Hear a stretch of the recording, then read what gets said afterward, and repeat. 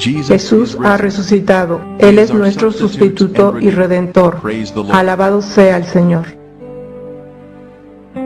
Y en el lugar donde había sido crucificado había un huerto, y en el huerto un sepulcro nuevo, en el cual aún no había sido puesto ninguno. Juan 19:41. Así que esto es lo que tenemos. El Gólgota, el lugar de la calavera a nuestra derecha, y la tumba del jardín a la izquierda. Y en medio tenemos el lugar de la crucifixión de Cristo. Jerusalén fue construido en el monte Moriah, descrito aquí en azul. Aquí es donde Dios pidió a Abraham que sacrificara a Isaac 2000 años antes de Cristo. Dios, en cambio, ofreció a su propio Hijo para ser sacrificado en esta misma montaña. El área marcada en verde es la porción norte de la montaña y la zona más alta de Moriah, donde se encuentra el Gólgota. Esta área es de especial interés. La escarpa de piedra caliza que se muestra aquí tiene en la piedra los cortes romanos que se acostumbraban durante las crucifixiones. Y la tierra tembló y las rocas se partieron. Mateo 27:51. Una fisura grande o grieta en el acantilado se inicia en la parte superior de la escarpa y luego se extiende por la cara de la roca. Hoy en día la fisura se ha rellenado. Conecta con los recortes donde los letreros fueron colocados.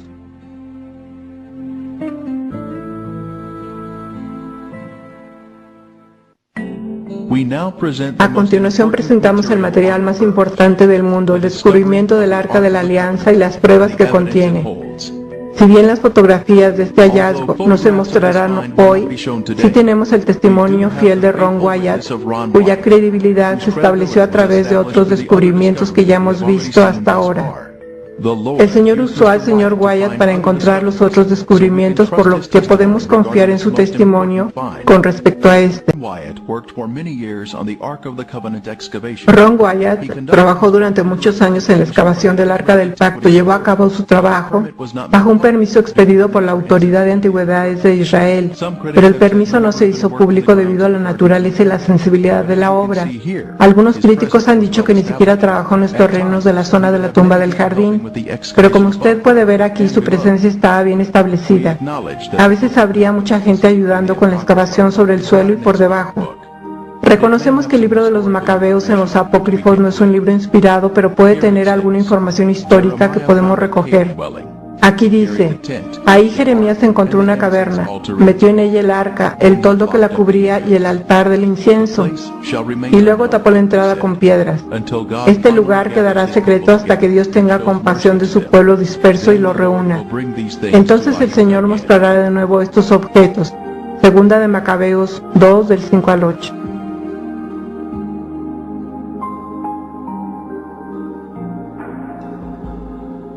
Ahora, cuando Cristo murió y la tierra tembló y las rocas se partieron, se formó una grieta a la derecha y hacia abajo de toda la cara del acantilado, pasando por el lado izquierdo del orificio de la cruz, y la piedra se abrió. Allá abajo, por debajo de 20 pies, Dios había dispuesto que el Arca de la Alianza, con su asiento de la misericordia, imagínese, su trono terrenal, fuera colocado justo abajo, 600 años antes, en el 586 a.C., cuando el ejército de Babilonia destruyó la ciudad.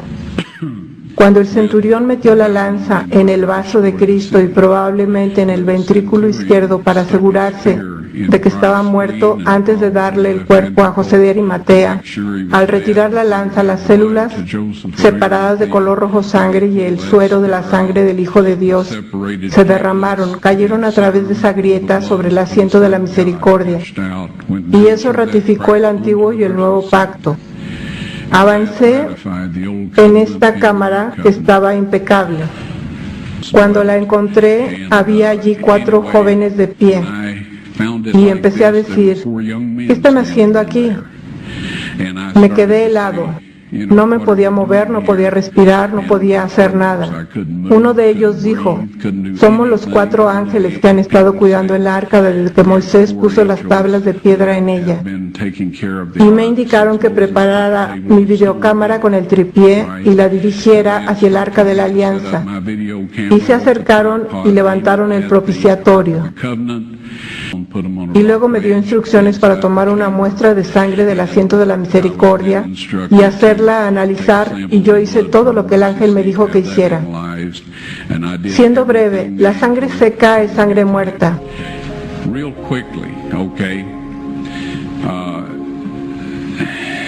Todo el mundo lo sabe.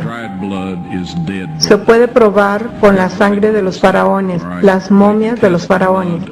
Hay ciertas cosas que pueden hacer, pero no pueden obtener el número de cromosomas por cualquier método que yo conozco. Las cosas van cambiando y yo no pretendo saberlo todo.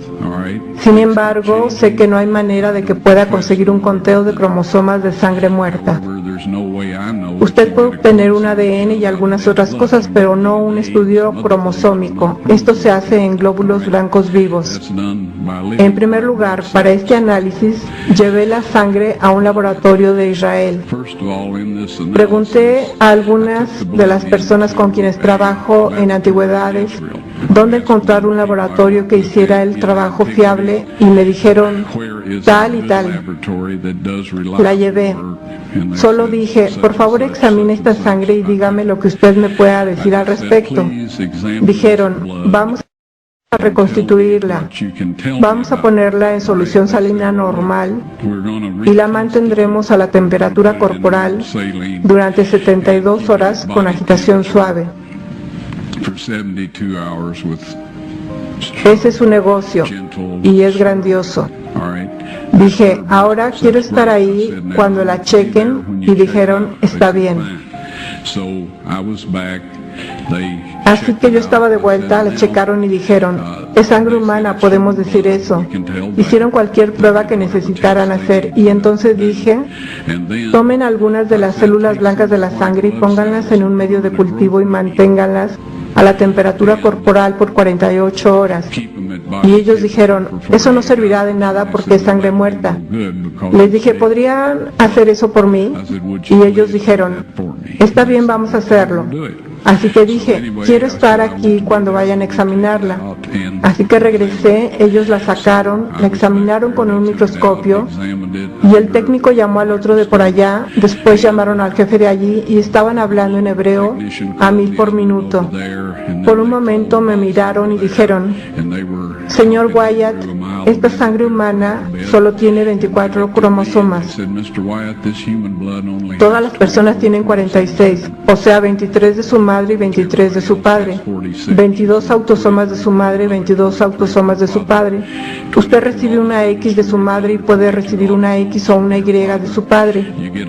Esta sangre tenía 23 cromosomas del lado de la madre y solo un cromosoma Y. Vea usted, el niño no podría haberse desarrollado si no tiene los autosomas de la madre. Todas sus características físicas se determinaron por parte de la familia de la madre, de sus autosomas.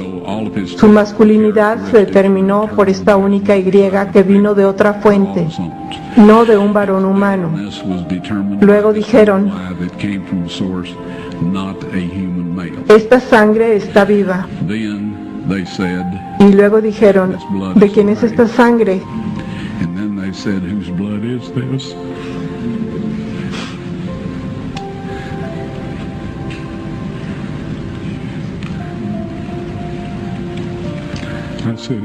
Les dije, esta es la sangre de su Mesías.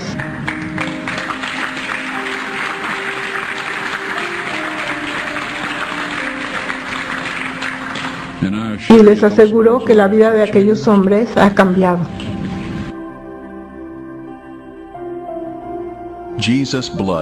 La sangre de Jesús brotó de su costado, una corriente carmesí sobre las rocas de abajo y sobre el propiciatorio del arca del pacto, ratificando el antiguo y el nuevo pacto.